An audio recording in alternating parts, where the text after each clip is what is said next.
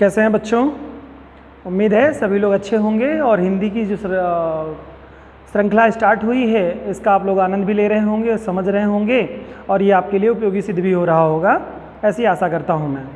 अभी आप लोगों ने देखा कि हम लोगों ने हिंदी में लास्ट डे वर्णमाला को पढ़ा। वर्णमाला के 2 वीडियोज़ हम लोगों ने लिए जिसमें लगभग सारी वर्णमाला हम लोगों ने कंप्लीट कर ली और उससे जितने भी क्वेश्चन बन सकते थे लगभग उससे सारे क्वेश्चंस हो चुके हैं।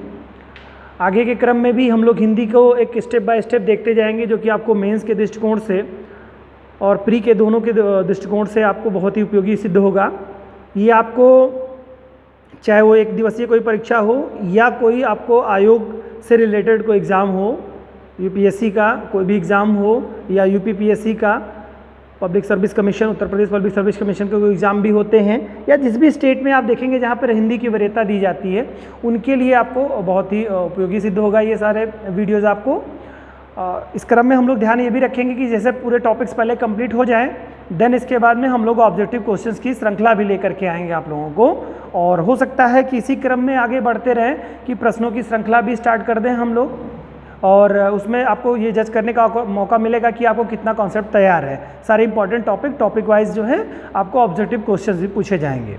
साथ ही साथ चूँकि उत्तर प्रदेश लोक सेवा आयोग की जो समीक्षा अधिकारी के एग्ज़ाम्स आ रहे हैं जो दिसंबर में आपको प्रस्तावित हैं उसमें आप लोगों को उसके पहले ही पूरा जो समीक्षा अधिकारी का जो सिलेबस है वो सारे टॉपिक्स हम लोग कंप्लीट कर लेंगे और पीसीएस मेंस के भी सारे टॉपिक्स क्लियर कर लेंगे, कवर हो जाएगा हम लोगों का और उम्मीद है कि क्वेश्चन सीरीज भी हम लोगों की तब तक खत्म हो जाएगी सारी। आप लोग इसको एक सिस्टमेटिक वे से समझते जाइए, पढ़ते जाइए और साथ ही साथ जैसे आपको देखते हैं निबंध वगैरह लिखना होता है। आज का जो टॉपिक है हम लोगों का बड़ा ही महत्वपूर्ण टॉपिक है विराम चिन्हों का।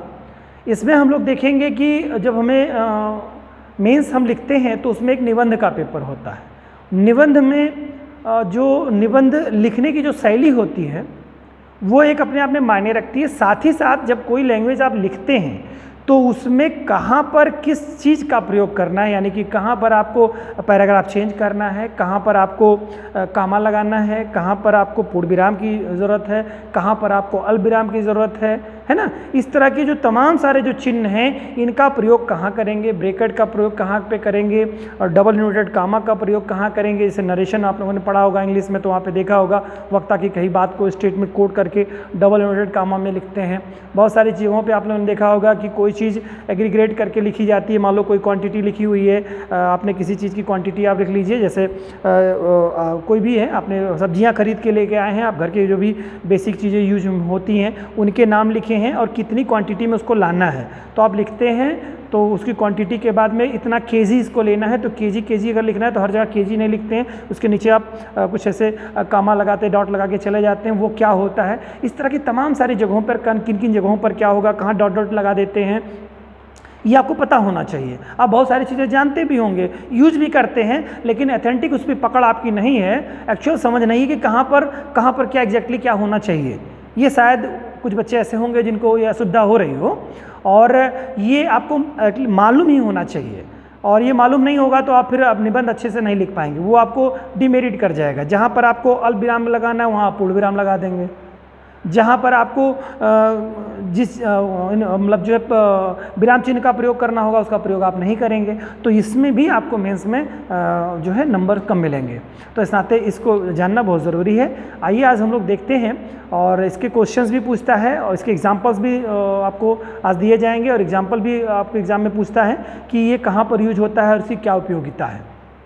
तो अक्सर देखते हैं कि आप हिंदी के बारे में एक थोड़ी डरावनी सी स्थिति लगती है, क्योंकि लोग मैथमेटिक्स बैकग्राउंड के, साइंस बैकग्राउंड के बच्चे होते हैं तो उनको लगता है कि बड़ा बोझिल सा है, लेकिन नहीं, कुछ नहीं है, ऐसा नहीं है। बड़ा इंटरेस्टिंग, बड़ा रोचक है। इसको अभी आप देखेंगे तो आपको काफ़ी हद तक समझ में आएगा और समझते हुए आप शायद फिर आपको भूलेगा भी नहीं।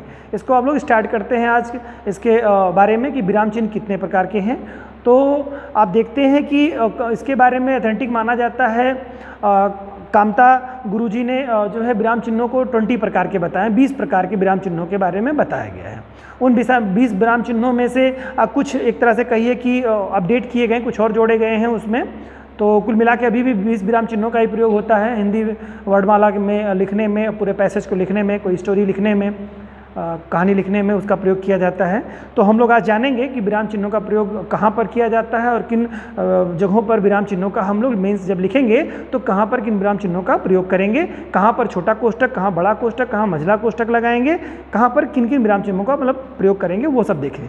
आइए स्टार्ट करते हैं पहले विराम चिन्हों के बारे में और इसको थोड़ा देख लेते हैं कौन कौन से विराम चिन्ह हैं, एक एक डिटेल भी करते चलते हैं हम लोग। देखिए पहला तो होता है अल्प विराम।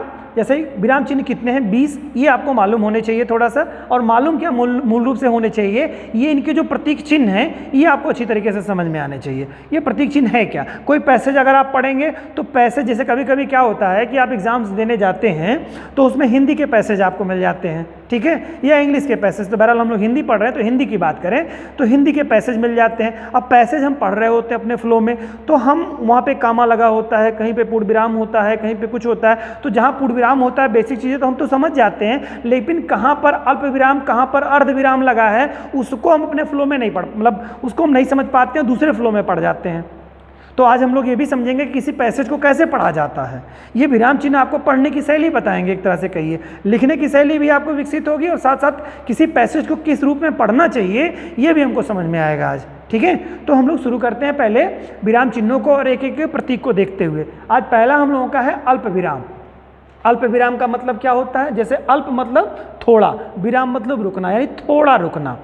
तो अब थोड़ा रुकना किस चीज़ में रुकना, मतलब जैसे यहाँ पर है पहला अल्प विराम, इसका चिन्ह आप बारीकी से ध्यान रखिएगा।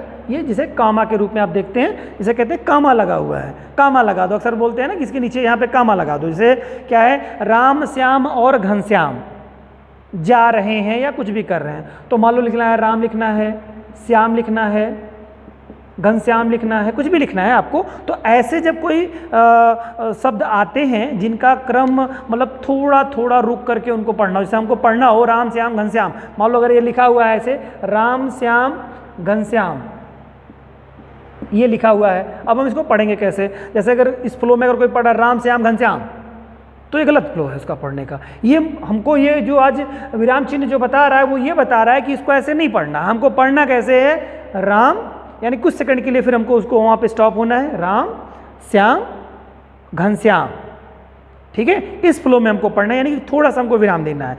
इसके बाद में मतलब समझ गए होंगे। तो ये विराम चिन्ह में देखेंगे तो अल्प विराम का मतलब ये है। इस नाते देखिए इससे फ़ायदा क्या होगा बच्चों, जो पैसेज कठिन पैसेज आते हैं आपको देखने में लगता है कि इस एग्ज़ाम में आप चाहे टेट का एग्ज़ाम दे करके आ रहे हों, वहाँ पे आप देखेंगे पैसेज आपको आ गया, या और भी बहुत सारे एग्ज़ाम हैं जिनमें आपको पैसेज आता है, तो उन पैसेज में आप देखेंगे तो पैसेज में आपको लगता है पढ़ नहीं पाए और समझ में नहीं आ रहा था, उसका अर्थ ही नहीं समझ में आ रहा था।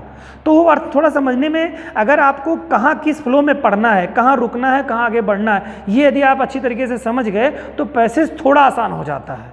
अब मैं ये नहीं कहूँगा विराम चिन्ह से कि आपको आ ही जाएगा, लेकिन मीन्स ये है कि आप उस समझ जाएंगे कि स्टाइल क्या है उसकी, और जब पढ़ने की स्टाइल समझ जाएंगे तो आप उसके भावार्थ को भी आसानी से निकाल सकते हैं, ठीक है। तो आपने समझ लिया अल्प विराम का मतलब होता है चलते हुए थोड़ा सा रुकना, ठीक है।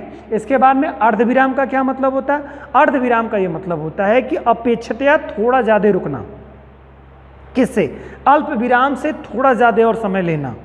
पूर्ण विराम में जैसे पूरी तरह से रुक जाना, यानी कोई पैसेज आप पढ़ रहे हैं पूर्ण विराम हो जाएगा तो आप सेकंड भर के लिए रुकेंगे, कुछ मिनट के लिए मतलब कुछ सेकंडों के लिए रुकेंगे, फिर आगे बढ़ेंगे। लेकिन यहाँ पर आपका है, दूसरा आपका है, पहला अल्प विराम था, दूसरा आपका, मैं उदाहरण भी आपको यहाँ पे देता चल रहा हूँ, तो एग्जाम्पल्स भी बेटा आप लोग देखते रहिएगा बारीकी से कि कैसे कहाँ यूज होगा। इसके बाद में आपका है अर्धविराम है। अर्धविराम में आप देखते हैं इसका पहले प्रतीक चिन्ह जानिए, एक छोटी सी बिंदी ऊपर लगेगी और नीचे कामा, यानी कामा के ऊपर एक बिंदी लगेगी, तो बन जाएगा आपका क्या, अर्धविराम का, ठीक है। तो अर्धविराम का प्रयोग हम मोस्टली करते कहाँ हैं, इस चीज़ को समझना सबसे ज़्यादा ज़रूरी है। तो देखिए एक होता है कि जैसे कई शब्द होते हैं और कई शब्दों का मतलब एक तरह से कहिए कई वर्ड मिल करके, कई शब्द मिल करके एक वाक्य का निर्माण करते हैं। तो एक तरह से इसको मैं एक आसान तरीका मैं आपको समझाना चाहूँगा कि इसको जब मतलब वो पूरा जब वो शब्द जो होंगे अलग अलग इंडिविजुअल भी उनका मतलब होगा, जैसे मतलब मैंने कहा रुको, देखो, जाओ, ठीक है। मैंने क्या कहा, रुको, देखो, जाओ। या मैं ऐसे कहूं रुको देखो तभी जाना, ठीक है।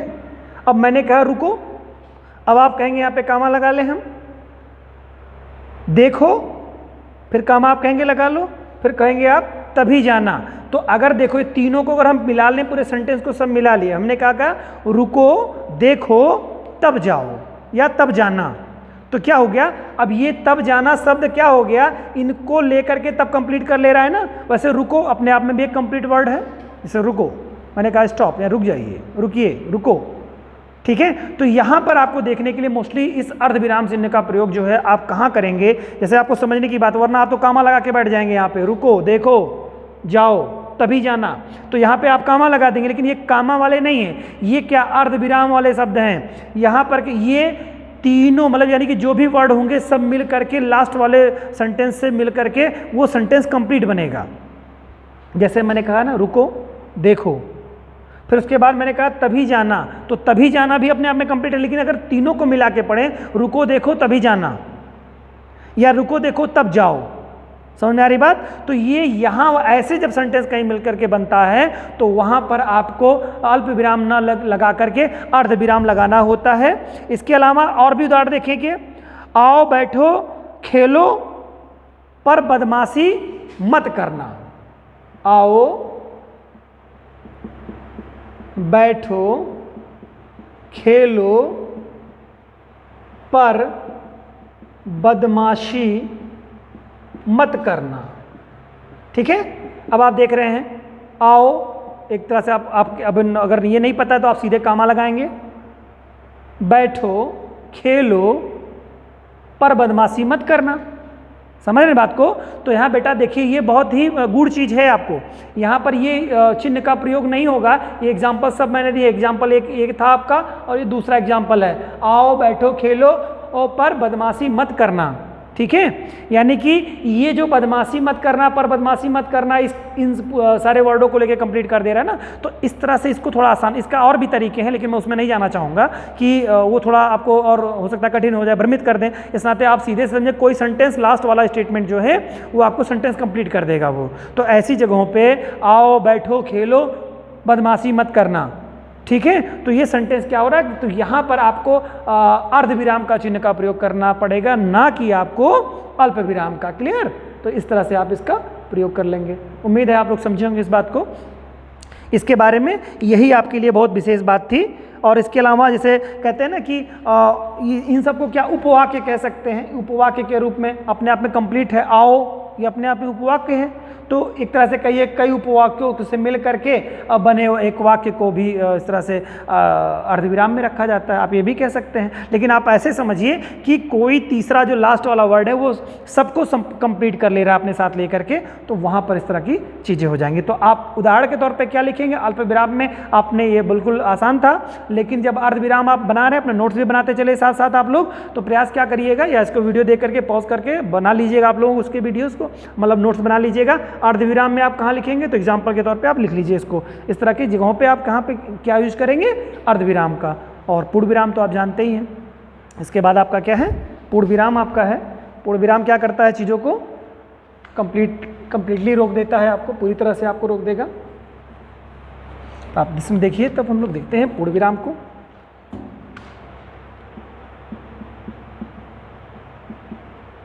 पूर्ण विराम का चिन्ह आप देखते हैं, सीधा सा एक पाई होती है, लास्ट में ख़त्म किया जाता है सेंटेंस को, इसको है ना। इसमें क्या होता है, सेंटेंस क्या होता है आपका पूर्ण विराम में आप लोगों का। इसके बाद हम लोगों का क्या है, पूर्ण विराम ही तो है, ठीक है। पूर्ण विराम की स्थिति में हम लोग देखते हैं तो ये सेंटेंस क्या होता है, किसी भी वाक्य का एक तरह से कहिए ये समापन की तरफ होता है, ठीक है। वाक्य के अंत में होता है। कहानी जब लिखा जाता है तो कहानी के अंत में होता है कि मतलब कोई कहानी है तो उसके अंत में, और कहाँ कहाँ ये यूज होता है ये भी थोड़ा सा जानना इसके लिए ज़रूरी होगा, ठीक है।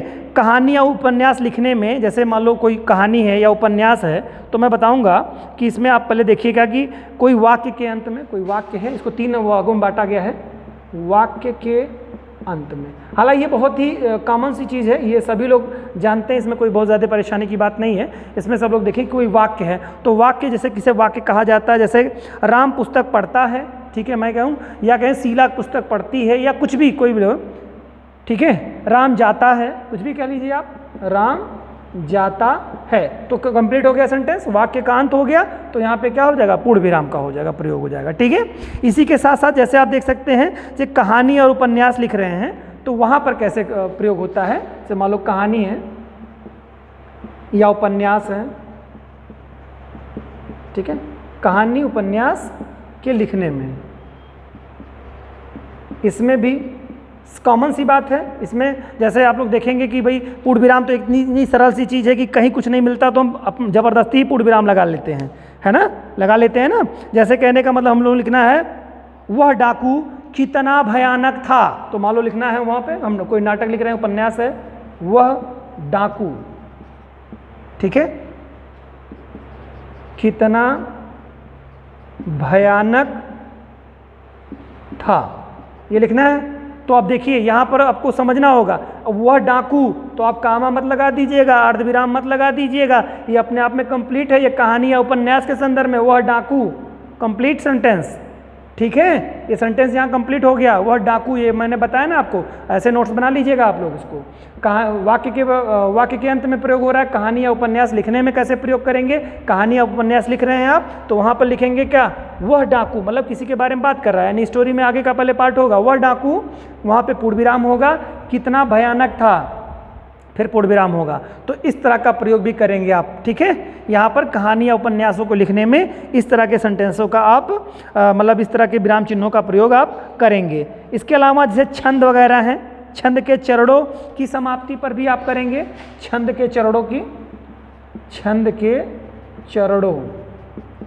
की समाप्ति पर भी,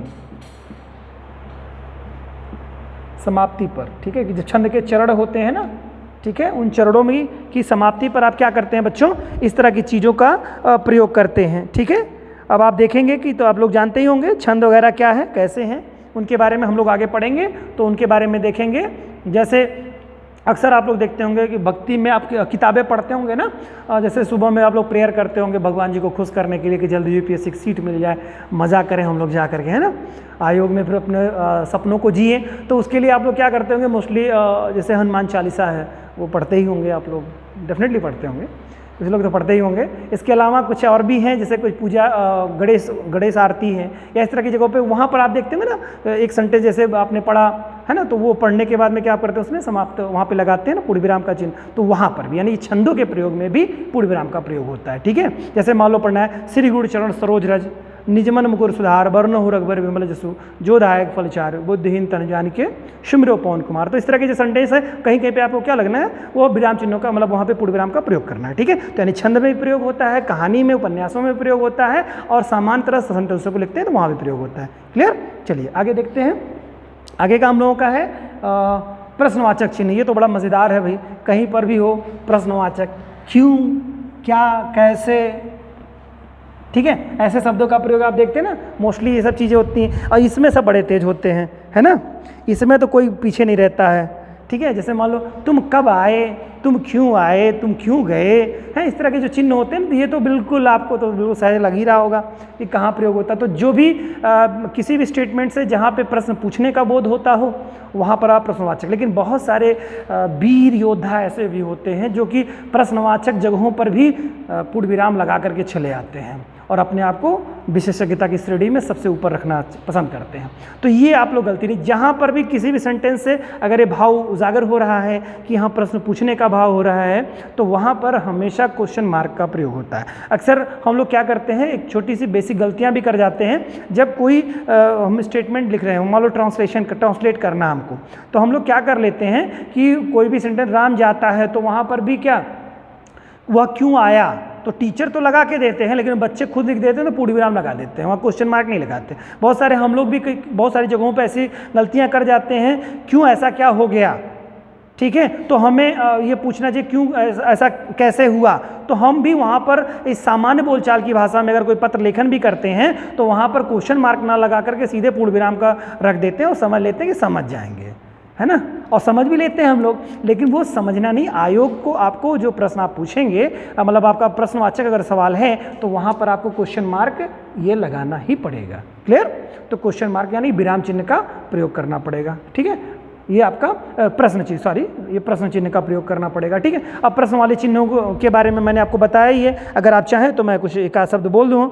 तुम कब खाओगे, तुम कब जाओगे, आप कब आएंगी, ठीक है। ये सब सवाल क्या है, ये सब क्वेश्चन पूछने वाले हैं ना, अगले से पूछा जा रहा है कुछ, तो ये सब सारे क्वेश्चंस यहाँ तक हो जाएंगे, ठीक है। आगे आश्चर्य चिन्ह, ठीक है, बड़ा अच्छा है ये आश्चर्य चिन्ह। ये भी कोई चिन्ह होता है, पढ़ा होगा ना इंग्लिश में, लेकिन वहाँ पर क्या, इसमें हिंदी में क्या कहते हैं, विस्मयादि बोधक चिन्ह।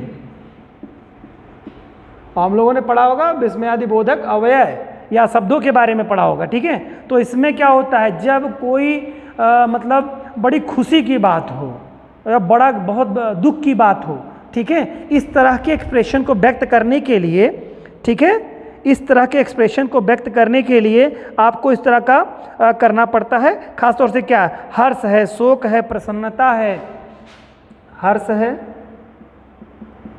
शोक, प्रसन्नता, उत्साह, ठीक है, इस तरह के जो शब्द आपके होते हैं, इन सब शब्दों का जब आप प्रयोग करेंगे, या किसी से आपको घृणा है ना, उत्साह है, घृणा है ना, इस तरह की चीज़ों को व्यक्त करने के लिए, इस तरह की चीज़ों को व्यक्त करने के लिए कौन सा चिन्ह का प्रयोग होता है, विस्मयादि बोधक चिन्ह का प्रयोग होता है, या इसको आश्चर्य का चिन्ह भी इसको के नाम से भी जाना जाता है, ठीक है।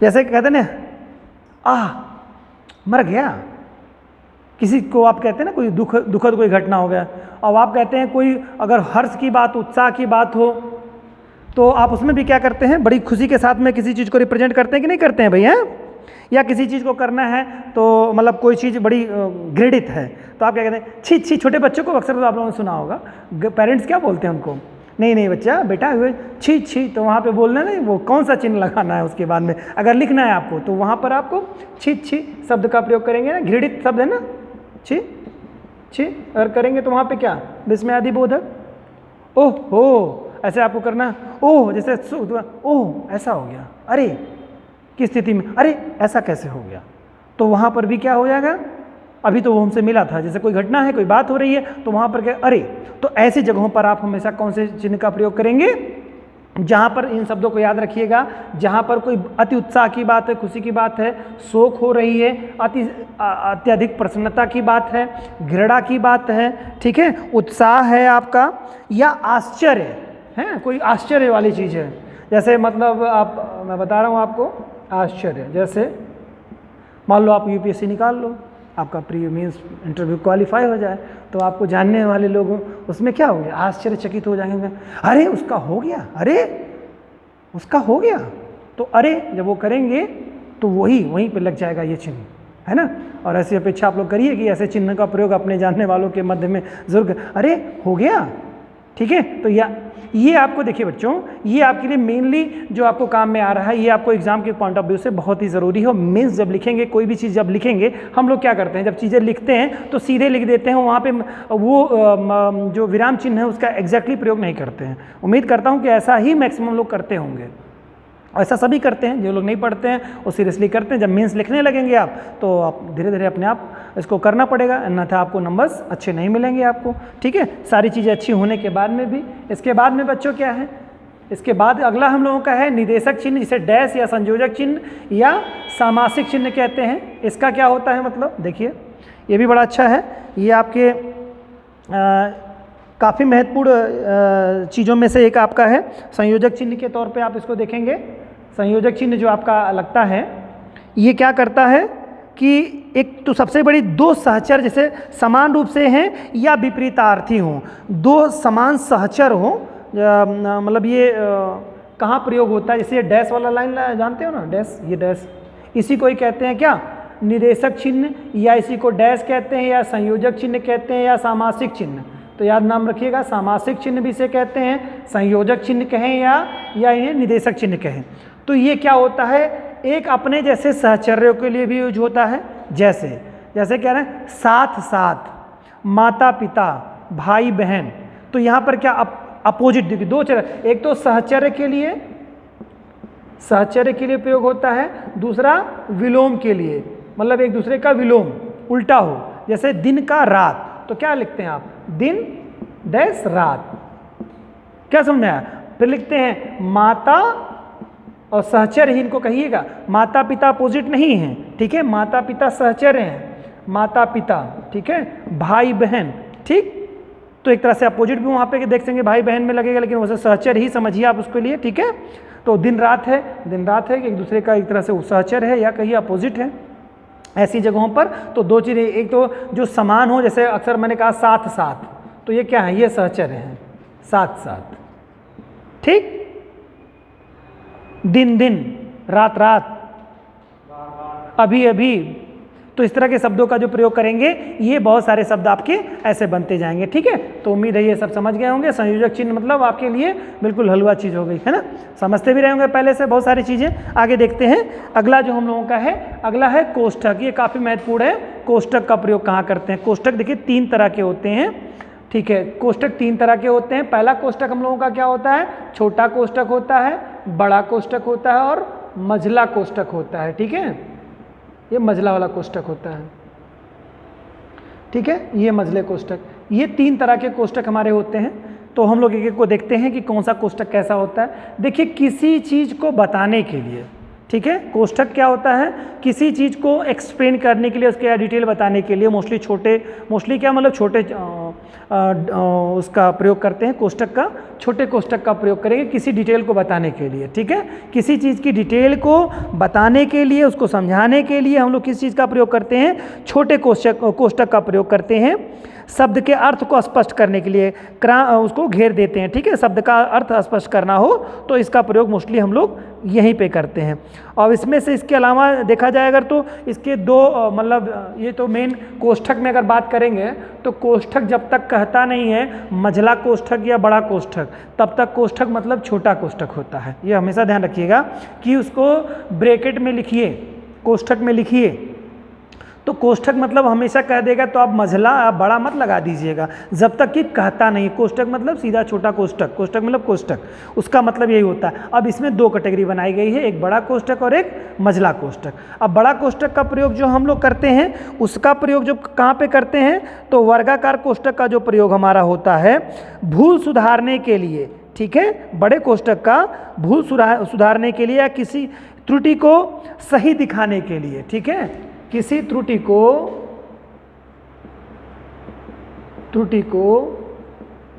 सुधारने के लिए या सही दिखाने के लिए,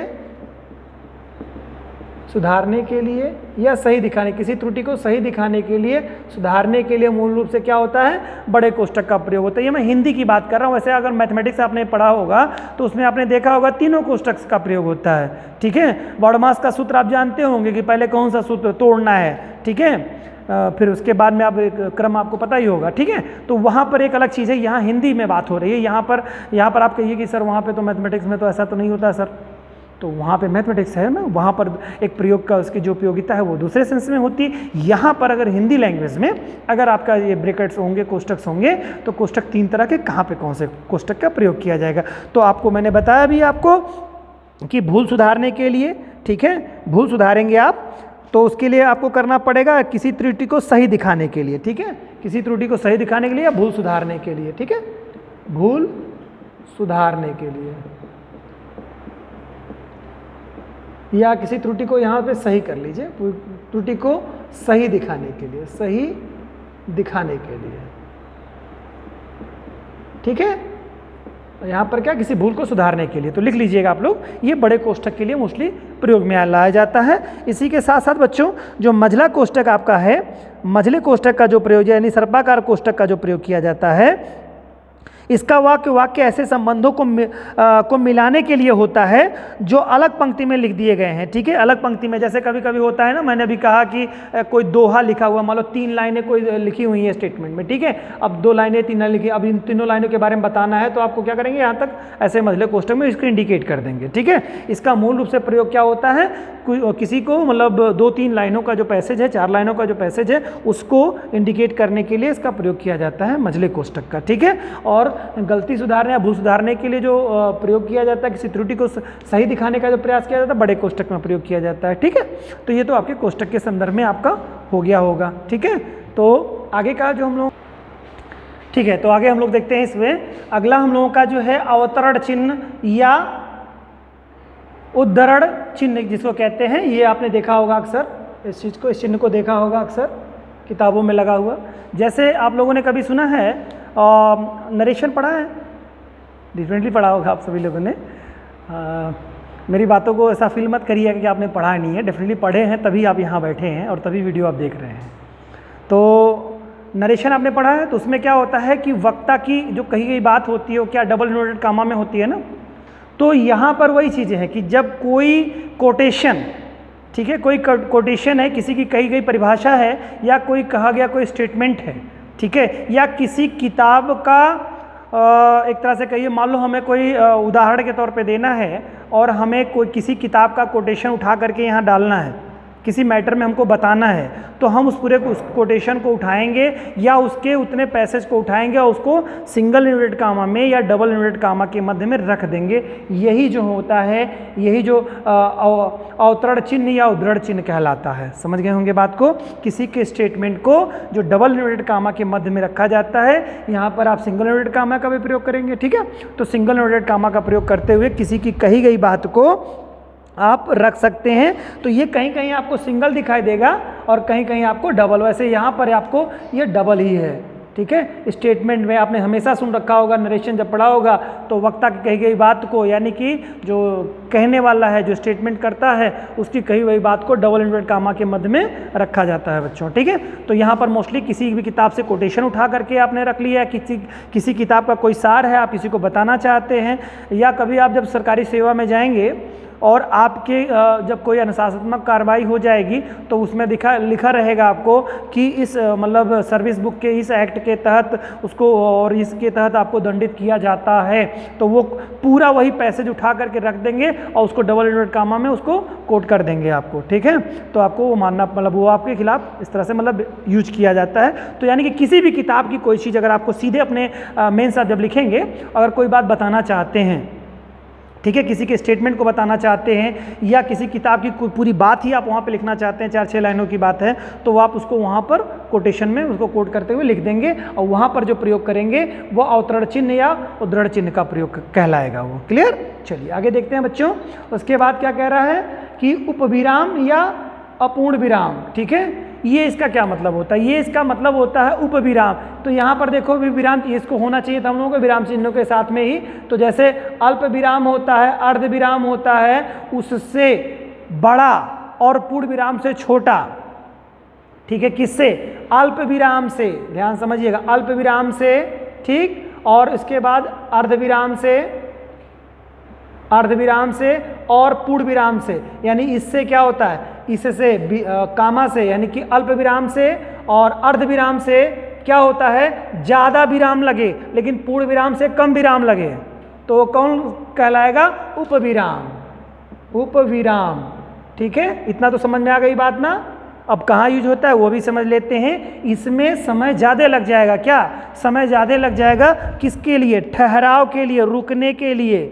ठीक है, इसमें ठहराव के लिए, रुकने के लिए कम समय लग जाए। जैसे मान लो कोई किताब लिखनी है, कोई किताब है जैसे साकेत, एक किताब मान लेते हैं, साकेत है किताब, तो एक अध्ययन, जैसे कोई फिल्मों के मूवीज़ के नाम आपने देखा होगा, मूवी का नाम दे देता है और उसके पीछे लिख देता है, उसके नीचे लिख देता है छोटे में ए लव स्टोरी या एक सीक्वेंस थ्रिलर या कुछ इस तरह की चीज़ें लिख देता है। तो वहाँ पर आपका इस तरह का विराम होगा। ठीक है, जैसे मान लीजिए लिखना है मुझे साकेत। ठीक है, अब इसको हम जब पढ़ेंगे, साकेत डबल कामा लगा है, एक अध्ययन लिखा हुआ है, तो हम ऐसे नहीं साकेत एक अध्ययन नहीं पढ़ेंगे, साकेत एक अध्ययन। ठीक है, यानी कि यहाँ पर जो हमारा अल्प विराम, उसके बाद में अर्ध विराम से भी ज़्यादा समय जो लेता है वह उपविराम का समय लेता है। क्लियर? तो ये चीज़ें होती हैं। आपको उसको बोलने का जो सीक्वेंस होता है इसी क्रम में आपका चलता रहता है। ये अक्सर फिल्मों में आप देखेंगे, अब तो पिछले 10 सालों से जो मूवीज़ बन रही हैं उसमें अक्सर आप देखेंगे तो उसके बारे में बताता है, इस तरह के मतलब क्रम में आपको देखने को मिलेगा। तो मूल रूप से यही होता है। इसमें आपको जहाँ पर डबल बिंदु लगा हुआ है, किसी शब्द के बाद डबल बिंदु लगा है, फिर उसके बाद कुछ चीज़ें लिखी गई हैं, तो वहाँ पर आप अपेक्षया अल्प विराम और अर्ध विराम से ज़्यादा समय देंगे वहाँ पर, ठीक है। उसको कहा जाएगा हम लोगों का क्या, उपविराम कह सकते हैं या अपूर्ण विराम, ठीक है। यानी पूर्ण विराम से थोड़ा सा, यानी कि ये जब लगा है तो जैसे पढ़ना है साकेत, एक अध्ययन, ठीक है, ये ऐसा पढ़ेंगे आप। क्लियर।